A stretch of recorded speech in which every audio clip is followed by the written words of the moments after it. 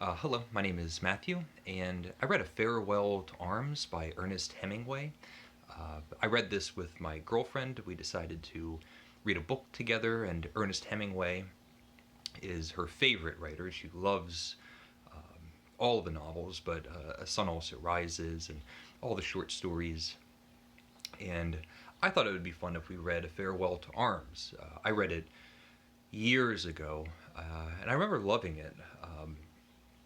I was just talking about the differences between a best book or your favorite book or a perfect book, and this is such a great example because Sun Also Rises is probably my favorite book by Hemingway, whereas A Farewell to Arms, my recollection was that it was his best book. And so we read A Farewell to Arms together. It's set during the First World War in Italy. Our main character is Frederick, has the same name as the main character in Sentimental Education, and he's an ambulance driver, an American in Italy, working with the Italian army as an ambulance driver. That's the backdrop, and what we get is this story of a tragic romance, and it is all very romantic and tragic. It begins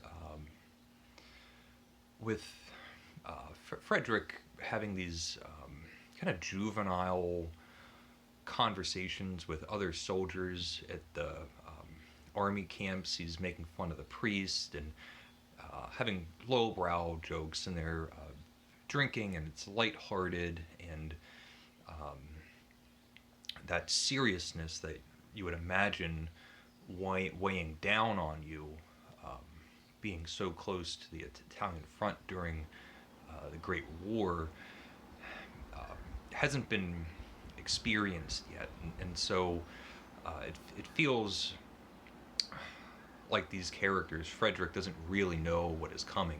And in the first portion, he meets Catherine, who's a nurse. And so we're going to have this love story with an ambulance driver and a nurse during wartime set in Italy.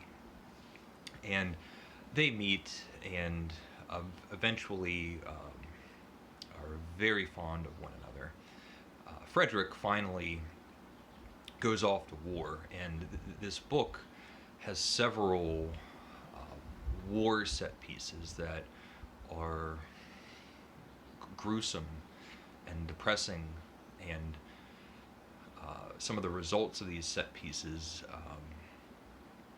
through the conversations with different characters kind of show off the feeling of the senselessness of war. Frederick gets blown up while eating cheese. His friends are killed, and he is injured. He injures his knee and gets sent off to hospital for rehabilitation. And he encounters Catherine again as a nurse in this kind of abandoned hospital. And Frederick is there to recuperate, and there's the head nurse who is severe and judgmental and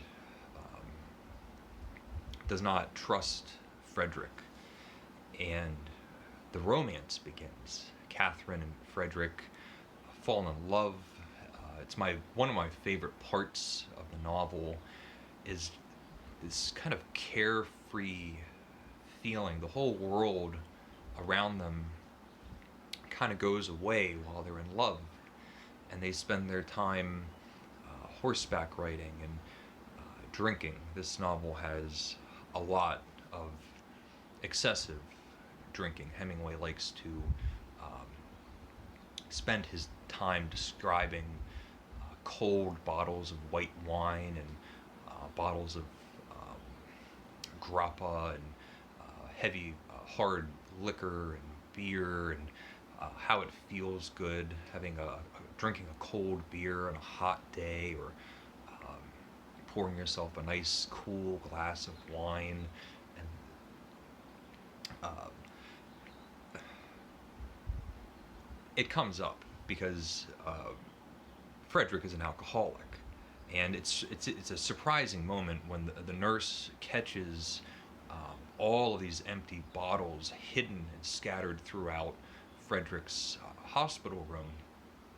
He's on leave on convalescence, and the nurse believes that he's purposefully he ends up with jaundice, and she believes that he's purposefully keeping himself ill from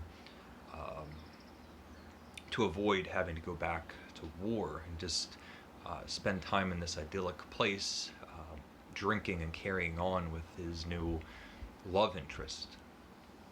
He gets sent back to war, and we have more gruesome, depressing scenes of senselessness of this war, and Frederick flees. He jumps off a boat or something, and he reconnects with Catherine, and Catherine now is pregnant, so there's consequences of their carefree lifestyle. And now Frederick is in civilian clothes, and he's alerted that if he's caught, he's going to be arrested for fleeing the army. And he has a friend in the hotel that warns him that the police or the army have discovered his whereabouts, and first thing the next morning, they're going to raid the hotel, and he'll be arrested. And so this friend sets up an escape plan for Frederick and pregnant Catherine. They're going to get on a rowboat in the middle of the night, and they're on this lake on the mountainside, and Frederick is going to row for miles and miles and miles, all the way into Switzerland, into safety.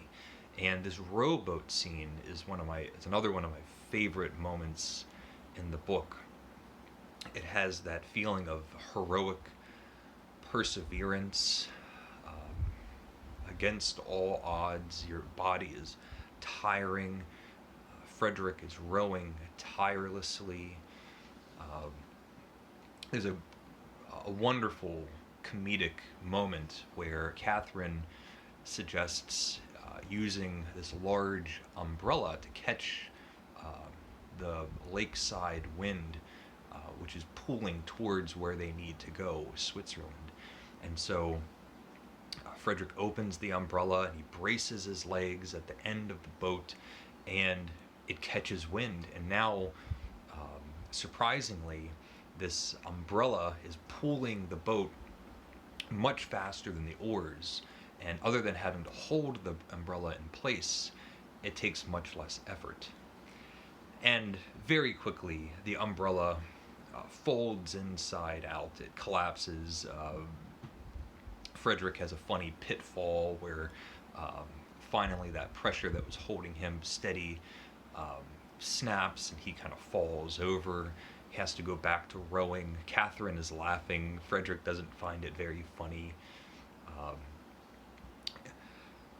The alcohol consumption in this book, the way that it affects the characters is quite unlike how alcohol actually works. It's entirely romanticized. While they're on the boat rowing, it's been hours and hours. Frederick hasn't eaten. He's been rowing non-stop, and Catherine says, well, why don't you have some brandy to re-energize yourself? And so he's drinking brandy like it's Popeye's spinach, and gets back, and he's rowing. Finally, they make it to Switzerland. And the book, they have another moment. They have a period of time that feels very much like their first romantic time together, which was peaceful. All the while, the conversations that Catherine and Frederick have from when they first meet and fall in love and have adventures and experiences, is this really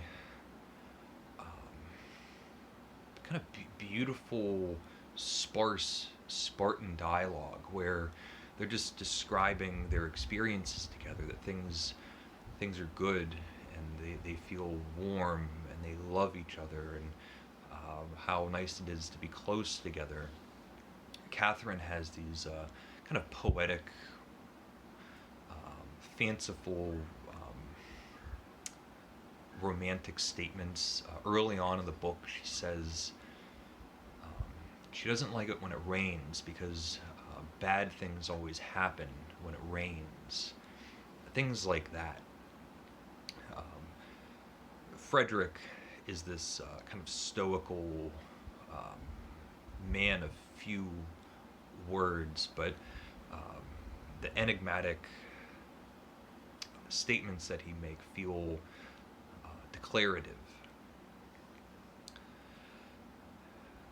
As as I was reading along, it becomes very apparent that these Frederick especially, but Catherine, neither one of them are very good people. The way that they talk about the pregnancy, uh, they both will make comments about we just need to just get rid of the pregnancy.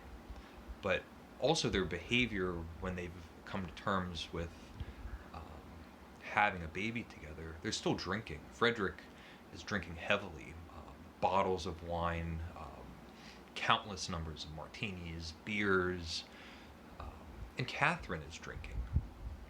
And they'll have these open conversations. Uh, Catherine saying that drinking all of this beer will keep the baby little.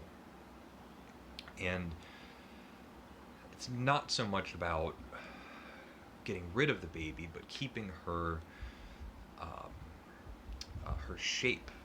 She wants to make sure that she looks good for Frederick, and it's just sad. It's these two people. Frederick, meanwhile, starts off as a juvenile, adolescent character that has these traumatic episodes that really show him to be a person in a state of shock. Uh, he's other than pure survival, he seems to be indifferent um, to the world around him. He just wants all of the conflict to end, almost as if just so he doesn't have to be bothered. It's a really complicated relationship. There's not too much to admire in either one of them, but um, it still has a feeling of a larger than life story. Two people that fall in love um, with the backdrop of this great war, and they're in Italy in these idyllic places. Um, the novel ends with a tragedy, and I won't spoil it if you haven't read it, but I'll say that the novel ends with Frederick walking back to his hotel alone in the rain. Um, Thank you for watching. Let me know if you've read the book, your thoughts on the story or Hemingway's distinctive style, or if you have other favorite novels or short stories by Hemingway that you like, please let me know. So thank you for watching. Leave a comment if you would like, and take care.